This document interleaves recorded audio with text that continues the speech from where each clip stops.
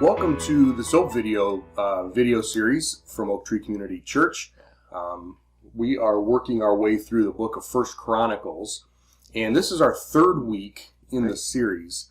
We skipped the first 9 chapters in our reading, mostly genealogies, and not that there's bad stuff in there, but in fact there's some really good stuff in there. But we sort of jumped into the... Yeah, we kind of talked through it. Right? Yeah. And we're in a cool part of the story, right? We're talking about King David. Yeah. Good times. Yeah. In the links, there are the my summaries. If you'd like to read my summaries of the chapters through First Chronicles, that's linked in below. But we're in chapters 16 and 17 this week. If you're following along with our blue S.O.A.P card, and...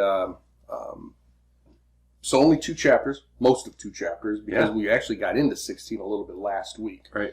So, can you set us up for what, where were we last, what gets us into where we are? Well, I think it's still, we need to approach this from God's perspective.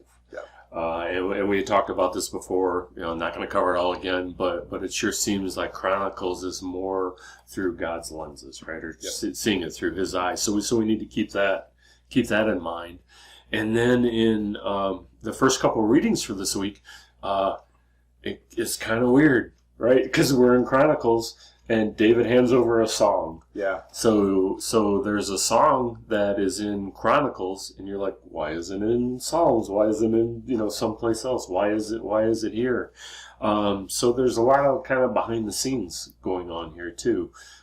Last thing I want to say about it, when you read this, notice how much of it is about God, though. Yeah. It's really all about God and David praising God. So it belongs in here from that perspective. Well, this is sort of the second half of last week, right? Yeah. Because last week's readings was David returning the Ark of the Covenant from Philistia back to Israel. Right. So it's important, I think, that it's sitting in a tent. Yeah. Too. Yeah. There's no temple yet. Right. There's no temple yet, but the tabernacle from Moses is gone, destroyed or whatever. So it's a tent. Yeah. But they brought it back, and they're celebrating, and that's really where we're picking up here. What is so this is really the song of the celebration. Yeah. Yeah. I probably literally sang. I would think so. I was telling you off before we recorded that one of my favorite singing groups is a cappella, and they actually put some of this to music. Definitely not the one that David wrote. But I cannot read this without actually going through the words and singing the song in my head. Yeah. If I can find it on YouTube or something, I'll link it in here because it's a really neat song. I think you'd appreciate and like you said, David was a musician. Chronicles doesn't necessarily bring that out as much, right? But it definitely says David wrote a song and handed it over to a couple because Chronicles jumps straight into basically his leadership. It doesn't tell us about the shepherd boy out in the field with his guitar or whatever. We don't care. It's not about God. Right. So interesting thing. 3 of our readings this week. 3 of our 5 readings are in this psalm, basically. Right. So, and let's not forget, a psalm is just a song. Right, the Psalms, what we call the Psalms, were the songbook of Israel. These are the things that they chanted. These are the things that they sang. Well, I broke out one of my commentaries here because instead of trying to remember it, I just thought I'd read it. Starting with verse 7, which says, that day, we're in chapter 16, if I haven't said that yet. David first gave to Asaph and his colleagues this song of thanks to the Lord. And the writer says this verse introduces a model psalm of thanksgiving that has, with only slight modifications, been taken over from the Old Testament Psalter of the period as follows. And basically what it is verses 8 through 22 are from Psalm 105. Verses 22 through 33 are from Psalm 96. And then the last 3 verses of chapter 16, 34, 5, and 6, are from Psalm 106. So we got 105, 96, and 106. And the question that he poses in the commentary is, so are these, when were these written? And of course, commentaries, you got to be careful because, not every commentary is, going to believe the same way we do. Right. So some commentaries think that, there's just, additions and built together, whatever. Chronicles was written after the fact. There's no doubt. Hundreds of years, possibly, during the exile or even after the exile. Some people think after the exile they're trying to pull this stuff because it's about God's faithfulness, and now they're coming back and he's showing his faithfulness, and so they have without the exile and coming back perspective, right? Yeah. So let's say the Chronicles was done in 400 or 500s BC. That means that this section, these Psalms, predated by 500 years because David was reigning around 1000 BC. Yeah. 3,000 years ago, we still have songs of David. Yeah, isn't that awesome? And so it's being collected together and in the Psalms and everything too. So that's awesome, right? So at the end of chapter 16, we see that David puts some structure around things too, where he adds gatekeepers and burnt sacrifices and music. Like we were talking about before, these had been in place before under Moses, but they had been lost throughout the years. Yeah. So he's kind of putting the structure back in and adding his own personal flair with, let's add some more music, people. Which Moses probably didn't have. Right, yeah. So as you noted, he was a musician, and so, it makes sense that he's he's like, hey, I just wrote a song. Let's add that in. Yeah, right. This is a new one. I just handed it over to you. Yeah. And then I think towards the end of the week, it gets really interesting. Man, I love chapter 17. Yeah, we get into chapter 17, and David has, I don't know if it's an epiphany or what, but now some time has to have passed because he's living in a palace. Yeah. So he's living in a palace, and he says, God's still living in a tent. And it's kind of cool because, the ark is in there, but really God's presence is in there. Right. And it is kind of a cool thing. Right. So David's saying, hey, he needs something better. And then it goes into a whole story with Nathan coming in and them going back and forth. Certainly don't want to spoil it for people trying to get the excitement for them. Yeah, but there's something really powerful in verse 2. Because David says, God needs a house. I've got a nice house. God needs a house too. And God doesn't live in a house. We get that. Yeah. David knows that.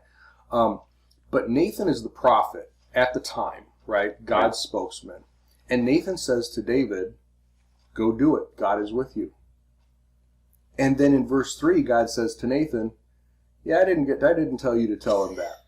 How about if you tell him what I tell him? Or how about if you say what I want you to say? Yeah.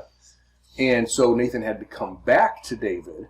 And at first it looks like God is scolding Nathan. But instead what happens is that's what opens up the whole Davidic covenant.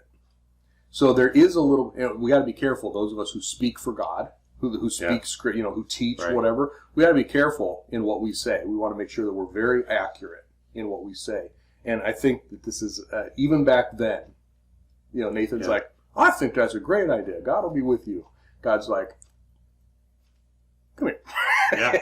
Yeah. Because this does turn into the Davidic covenant. Yeah. Right? Where God basically tells David, I'm not going to, you're not going to build me a house. I'm going to build you a dynasty. Yeah. Yeah. And so cool. So that's in the first part of 17. And here's the cool thing, that David, every king wants a dynasty, but nobody can guarantee it. Right? I mean, people are killed, people die, assassinations, nations come in, you can never guarantee a dynasty. So David is still early on in his kingship, right? With hoping that you can get some longevity out of it, right? And God says, "I'm not just going to build you a long one. I'm going to build you an eternal one. It will never end. What more can you ask for? Right. Right. Just, wow. Yeah. Yeah. One of the differences between, remember we said that, Samuel and Kings are more political, and Chronicles is from God's perspective, you've mentioned, right? The Davidic covenant is one of those places where it shows up. In 2 Samuel, the account is almost the same, almost word for word, right? But in 2 Samuel 7, God adds this aspect where it says that your son's going to build a house for me, and I'm going to make his dynasty long, whatever. And when he sins, I will correct him. So that has to be human. You're talking about Solomon, right? That's not mentioned here in Chronicles. Right. It's really more messianic here in Chronicles. So you get two levels of the Davidic covenant. You see the human side, the sinful side, that God is going to work through that. But you also see the messianic side, the eternal Here's side. Here's what I intended. Here's the way it's going to work. Yep. So still a son of David, but sin is not mentioned because, of course, the Messiah is never going to sin. Yeah. So just one of those cool things that shows the perspective difference. Right. And then Friday's reading. Yeah. The last reading of the week. I really thought the fourth reading of the week was the exciting one, right, with the Davidic covenant. Yeah. And then I really like the last one, too. And I urge everyone to especially take your time with that. Yep. And I just love it from the aspect of King David. So, he is now in place. He is now king. There's certainly still work to do, but King David goes to the tent and sits with God and has a conversation. And certainly there's respect, certainly there's awe, but there's a little bit of a familiarity there too. And I thought that was an awesome piece in there. And David, you see a little bit of his heart where he goes through, in my mind, all the things that God did for Israel. And then he, with Moses and then with clearing the land and everything. And then David gets into, and you elevated me and my family. And it's just an awesome prayer and conversation that he had with God. Yep. And I don't even, and I'm sure it was a prayer. And maybe he was, on his knees at some point in there. But I think we need to approach God different ways. Sometimes with awe as Father, sometimes as Abba, sometimes as Daddy. Yeah. Where you do have a conversation and you're trying to work things out, and I finally get it. Yeah. Type thing. Well, God has just told him, "Here's what I'm going to do for you," and he's just like, awe is a great word. Yeah. He's just, and how do you respond to that? Right. Well, here's a model. It's more than, Dad's doing more than paying for college. Right, yeah, really. And he starts, we just came out of Christmas, and before that we did Luke, right, in our SOAP reading. So Mary, we've hit sort of twice, Mary a bunch. Right. And I go back to Luke 1. And she's a descendant of David. Let's not forget that. Yeah. The Messiah is. Yeah. And in her response, when Gabriel says, "You're going to have the son, he's going to be called the Most High. He's going to sit on the throne of his father David." The whole thing. She says, "Who am I? Right. How can this be? How can this be? Right. Why would you do this?" And okay, I accept it. May it be according to your will, so that you be praised. Yeah. That God is praised. It's right here, man. It's right here. Who am I? Why would you do this? What would you do? But go ahead, do as you promise, so that it may become a reality, and you may begin that you, God, may gain lasting fame, as people say, the Lord of heaven's armies, the Lord of hosts, Jehovah Sabaoth, is the God of Israel. Nice. Like both their hearts are right. They're right there. Right where they should be. They're right there. Yeah. Yep, I love it. Yeah.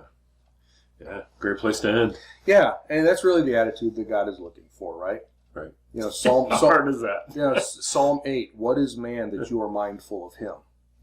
There, like you said, there does have to be an awe sometimes. And when you see God at work, I don't know how you don't stand in awe of that. But then what's next? What do you do next? And that's part of the path, right?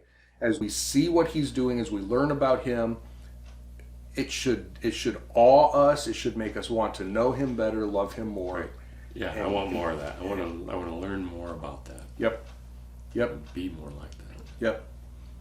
Well, we hope this one was beneficial. We hope that you really enjoyed chapters 16 and 17. We did, preparing for this, and we look forward to reading it again, actually. And we hope you do too. What did you see or as you read through this? We'd love to hear what you see. What are those things that stick out to you? This is just what sticks out to us. What are your takeaways? We'd love to hear those things. And we will be back next week as we continue working our way through 1 Chronicles. See you then.